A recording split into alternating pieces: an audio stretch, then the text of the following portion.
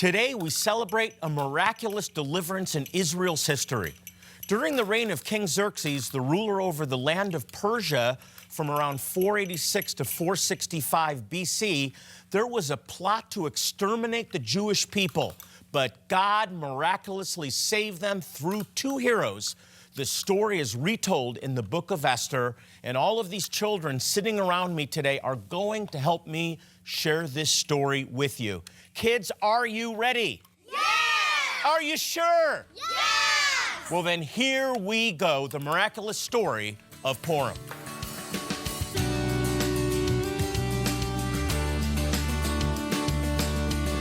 Shalom and welcome to Jewish Voice, a program that helps you to understand the Jewishness of Yeshua, Jesus, why that matters to you, and what God is doing today with Israel. On today's program, we're celebrating Purim, a joyous holiday that the Jewish people celebrate each year.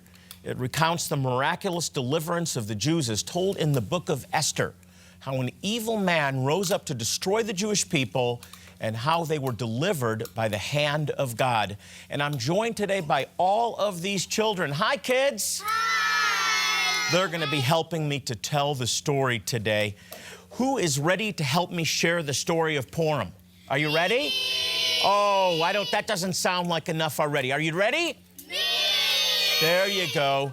Okay, now we really need your help so that everyone watching the story at home really understands how important this is. As I read through the story, there's three main characters, and each of you, when you hear their names, I need you to make a sound, okay? Now, first of all, we have Esther. She's our hero. She's a Jewish girl who became queen and helped save her people. So I want you to say, "Oh," whenever you hear Esther. Let's try that. "Oh," when you hear Esther. Now, when you hear the name Mordecai, I need you to say, "Yay!" Because he is our other hero. He was Esther's uncle, and he's the one that encouraged her to go before the king and to bring about the deliverance of the Jewish people. And finally, when you hear the name Haman, he's the bad guy. Boo! Because he was the bad guy who was trying to kill the Jewish people. And I need you to do one more thing when you hear Haman's name. Each of you kids, you have a grogger. You turn that grogger. It's a strange name, isn't it? And when you twirl it around, it makes a really loud noise. That's because we're trying to drown out Haman's name. And that's good because we're wiping the bad man's name off the books forever. We don't want to hear his name anymore. Ready? We're going to tell the story now of the book of Purim. Here we go. And I'm going to have to put on my glasses to tell this story. Okay, long ago in the land of Persia, in the city of Shushan, there lived a very rich king whose name was Ahasuerus. One day he demanded that his wife, Queen Vashti, come to one of his parties. King Ahasuerus was angry that Vashti would not obey him and send her away from the palace forever. The king's ministers held a contest to choose a new queen, and a Jew named Mordecai brought his young cousin Esther to the palace to enter the contest. King Ahasuerus thought that she was the most beautiful and chose her to be his new queen. Mordecai, yay, warned Esther not to tell the king that she was Jewish. One day when Mordecai came to visit Esther, he heard two of the palace guards plotting to kill Ahasuerus. Mordecai told Esther, and Esther told the king. And the story of how Mordecai saved the king's life was written down in the royal diary. Now, the king appointed a wicked man named Haman to be his chief minister. In order to feel important, Haman ordered all the people in Shushan to worship and bow down to him whenever he passed by. Mordecai refused because Jewish people worship only God.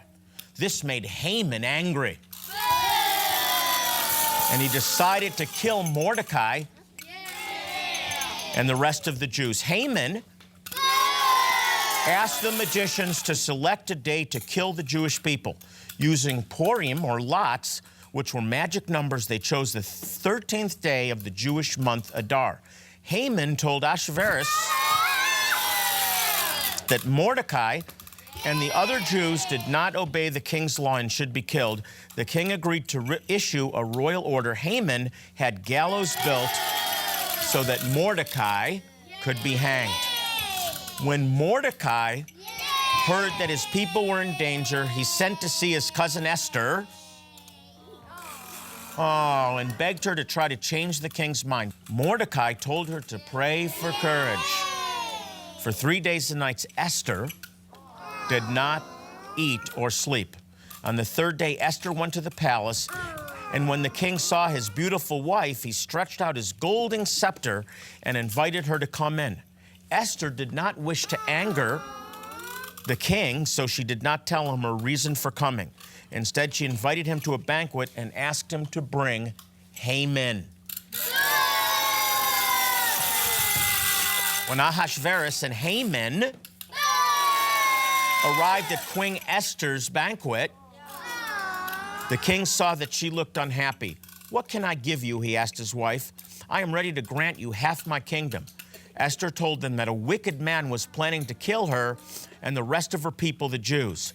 When the king demanded to know who, Esther pointed at Haman. The king appointed Mordecai to take Haman's place as chief minister and dressed him in royal robes of blue and white with a golden crown. To Esther, he granted all of Haman's possessions. Boo, Haman. The Jews were happy to be saved. On the 14th of Adar, they celebrated with great feasts. They sent gifts of food to their friends and to poor people throughout the land.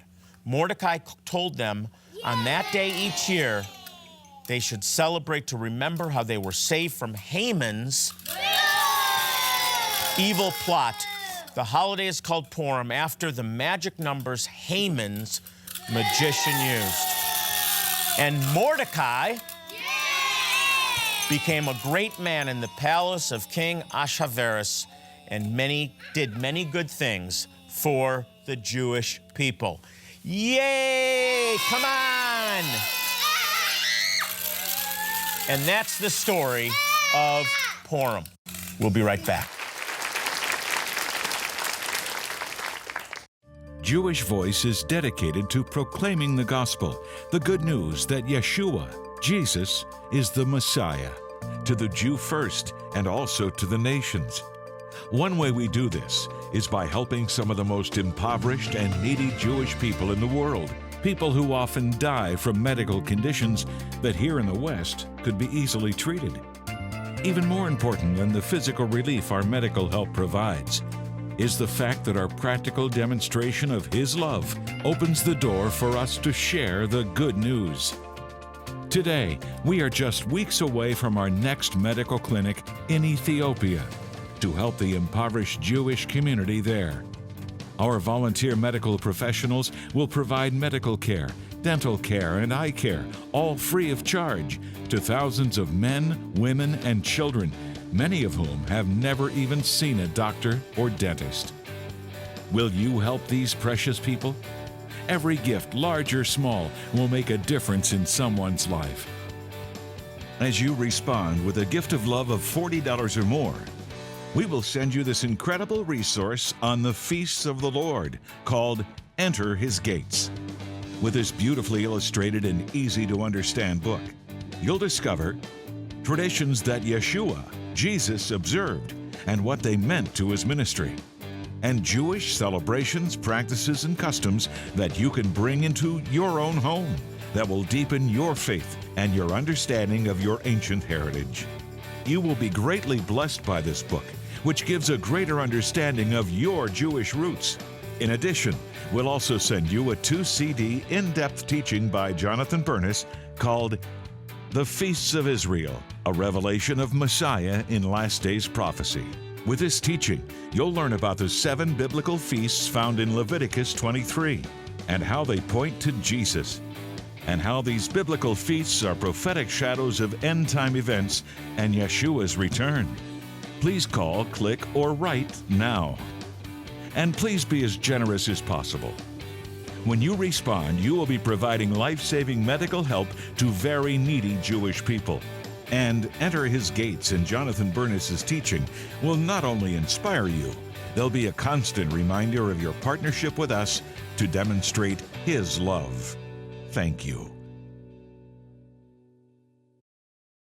Well, I was in Israel recently. I had a chance to teach from the Mount of Olives overlooking the Temple Mount. This is the most contested real estate in the entire world. I want to take you there now to listen to a teaching from my newly updated and expanded book, A Rabbi Looks at the Last Days. So let's go now to the heart of the great city of Jerusalem. I'm standing in what is probably my favorite spot in the entire world. I'm on top of the Mount of Olives here in Jerusalem, the capital of Israel. And you can see behind me, it's like a postcard, the beautiful city. This is the ancient city of Jerusalem, very similar to the way it looked when Yeshua came to Jerusalem. And he came down, we're told, from the Mount of Olives, and he will return. And when he entered Jerusalem for the first time, he came down this very slope here and crossed what the Bible refers to as the Kidron Valley. The road behind me is the Kidron Valley. The wall right above it is just above the ancient walls of the city. You see the Temple Mount behind me, the most disputed land in the history of the world, the most valuable real estate in the entire world, the focal point of world attention, in fact, and the Dome of the Rock, the Muslim mosque, one of the most important sites in Islam. And it's built right over what is very likely the Holy of Holies in the ancient temple. This was a magnificent site in the time of Jesus because the temple that was rebuilt when the Jewish people returned from captivity, the Babylonian captivity under Ezra and Nehemiah, and then beautified and really rebuilt by King Herod right before Yeshua came, was absolutely magnificent. It was probably one of the greatest wonders of the world at that time. And just looking at some of the stones that are so huge that still exist to this day, it was absolutely a miraculous accomplishment. I have no idea how they did it. I've been having an interesting thing happen to me for the last 6 months. Every time I look at the clock, almost every day, I look at the clock at 11:11. It's either 11:11 a.m. or 11:11 p.m., and I really believe the Lord has been speaking to me or trying to speak to me, and I really believe it's connected to Isaiah. At Isaiah chapter 11, it says, in that day. What day? It's talking about the last days and the end of days, and I believe we're in that period now. But in the end of days, or in that day, the Lord will reach out his hand a second time to regather the remnant that is left of his people. And then he mentions Assyria, Egypt, Upper Egypt, Cush, which I believe is modern Ethiopia, from Elam, Babylonia in the north, Hamath, and the islands of the sea. In other words, from all the places where the Jewish people have been scattered to, he'll gather them back. In 70 A.D., in direct fulfillment of Yeshua's prophecy that not one stone would be left unturned of the ancient temple, the Romans completely destroyed the temple. The sacrificial system stopped and has never been reestablished to this day. The entire city of Jerusalem behind me was burned to the ground, and we have the archaeological evidence of that destruction. And the Jewish people were banished from this land. They were scattered to the uttermost parts of the earth. That's why there's Jewish communities today in Ethiopia, in Zimbabwe. We're working with those people. In India, the B'nai Menashe, we're holding medical clinics in these locations, keeping them alive until the Lord brings them back to this land. The largest Jewish community in the world outside of Israel is in America. It's part of the dispersion. But the Jewish people have been dispersed to just about every nation in the world. I was in China some years ago, and there's Jews in China. In punishment, because of their disobedience, the Lord scattered us to the uttermost parts of the earth, but he promises here in Isaiah that he will bring us back a second time. The first time was the return from the Babylonian captivity in 516 BC, but the second time began in 1948 with the establishment of this land back under the control of the Jewish people. 1967, Jordanian occupation came back into the hands of the Jewish people. It marked a delineation in Bible history.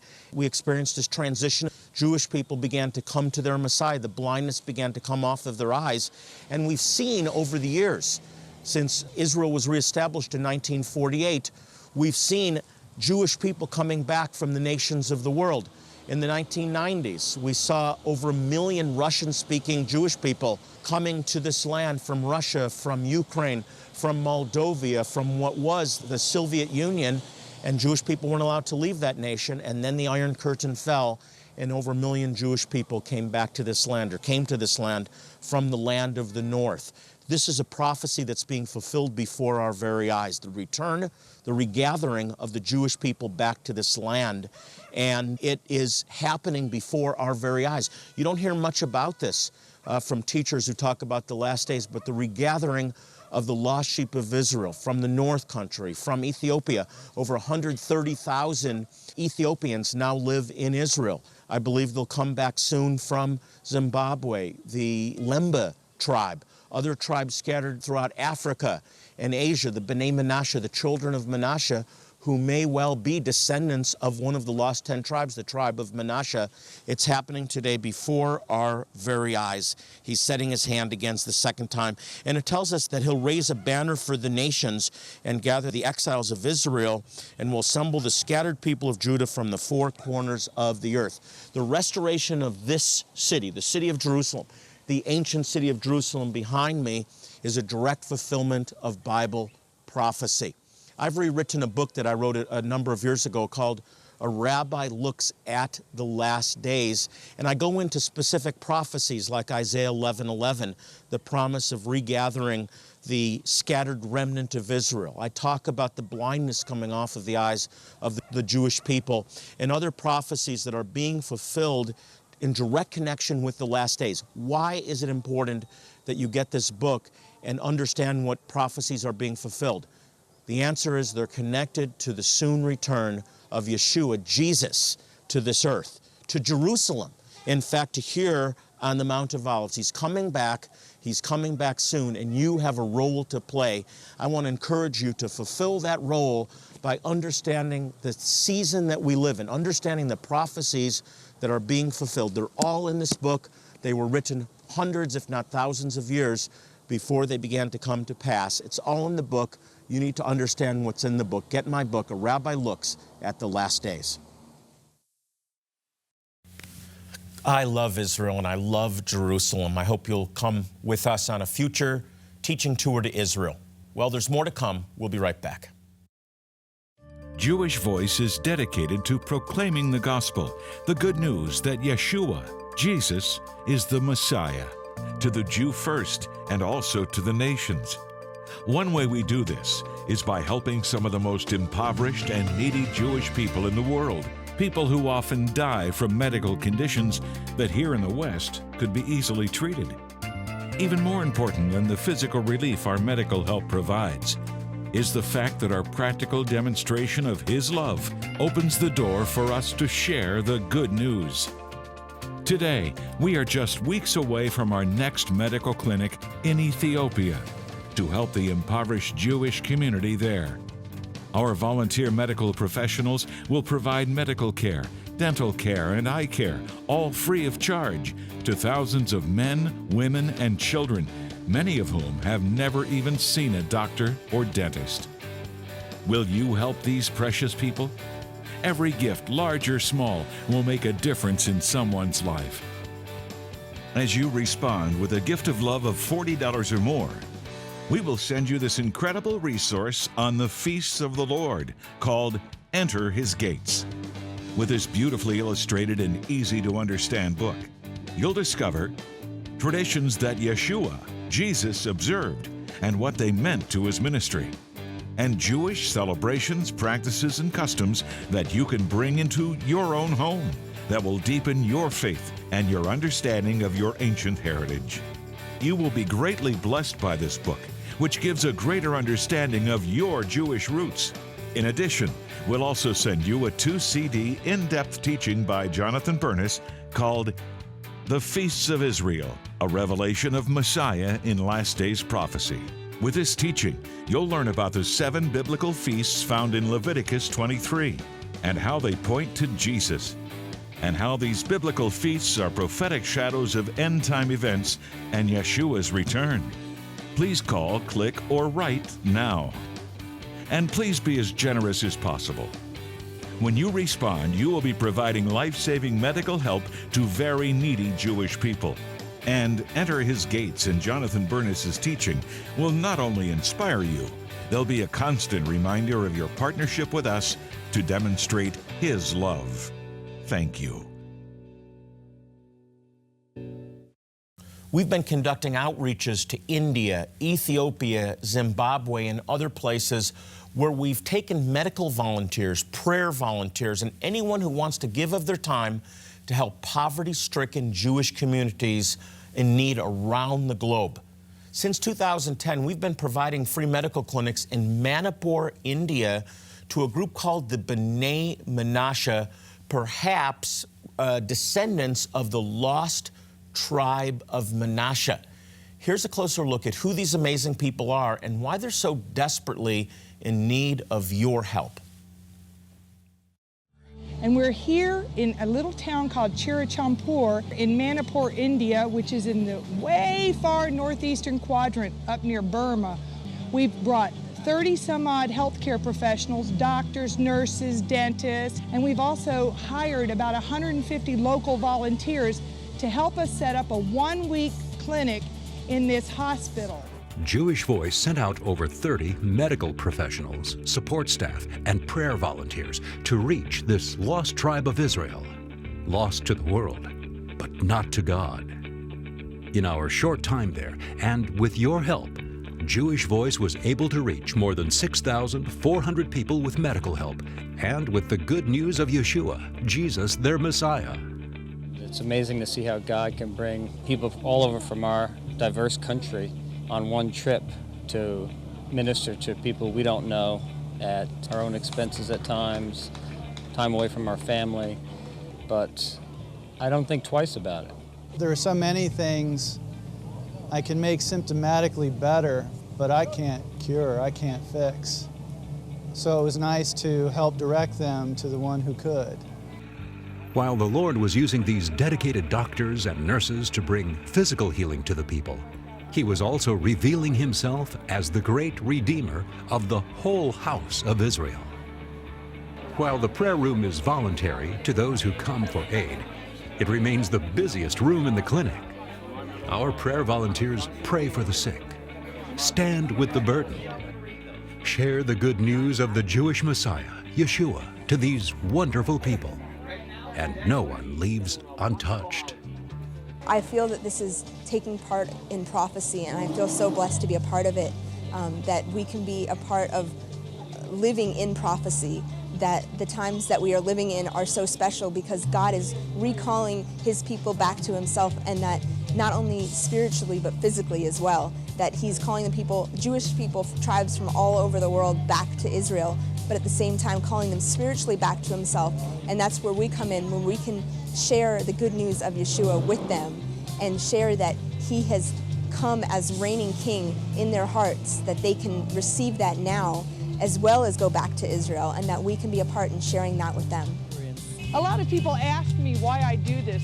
They say it's crazy when you could be in your comfortable bed, but I couldn't not do it. When you see the people's faces, when you've ministered to somebody or pulled a tooth that saved a life, or when you're at the exit gate and the little ladies come up and hug you and they're so blessed. You know, I can't not come. I'm compelled to come. If you're a doctor, if you're a nurse, if you're a dentist, if you're an eye specialist, the need is so great. So please consider coming. We would love to have you.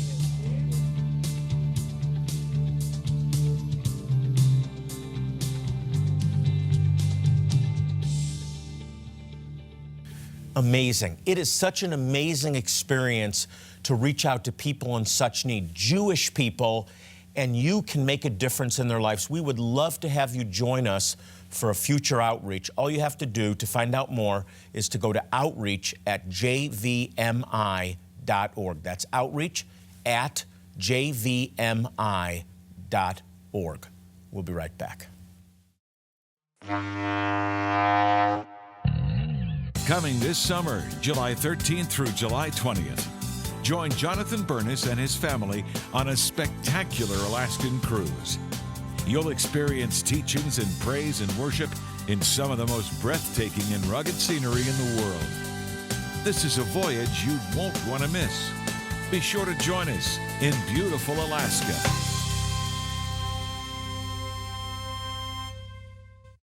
Since 1967, Jewish Voice has been dedicated to proclaiming the good news that Yeshua, Jesus, is Messiah and Savior to the Jew first and also to the nations. Now, one way that we do this is by helping some of the most impoverished and needy Jewish people in the world. We've been able to demonstrate God's love by providing these people with medical care, dental care, eye care, even eye surgeries, all free of charge, but most importantly, the gospel. And it's through your faithful support that you can make a difference in their lives. As my way of saying thank you, I'd like to send you a great book on the feasts of the Lord called Enter His Gates. This is a beautiful book that goes into the different feasts of Israel, the feasts of the Lord. It's illustrated, it's a pictorial book that's written in easy to understand language, and you'll learn all about the celebrations, the practices, and even the symbolic objects that are traditionally found in Jewish homes. Your faith will deepen as you get to know the person of Jesus through the traditions that Yeshua himself observed and which influenced his ministry. And we'll answer all those Jewish questions that you have, like what is tefillin? What is the mezuzah and why do we put it on the doorposts?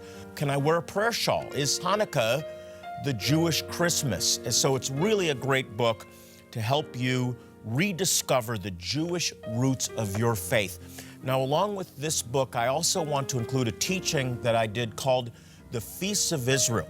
This is an in-depth 2-CD set, and with it you'll discover how each of the 7 biblical feasts that are found in Leviticus 23 actually memorialize a significant redemptive act of God in the history of Israel and tie in to end-time Bible prophecy. You'll also learn how these biblical feasts not only memorializes God's past redemptive acts to preserve Israel, but also serve as prophetic indicators of future events that will bring about Israel's ultimate redemption, not just Israel, but the redemption of the world and the return of the Messiah. Well, that's all the time we have for today. I want to invite you to check us out on Facebook at facebook.com/Jewish Voice. We'd love to have you as a friend on Facebook. Once again, go to Facebook/Jewish Voice. I close you with Psalm 122:6, as I always do, an exhortation to pray for the peace of Jerusalem. The Bible promises they shall prosper that love thee. Until next time, this is Jonathan Bernis saying shalom and God bless you. Jewish Voice is made possible by the support of friends and partners like you.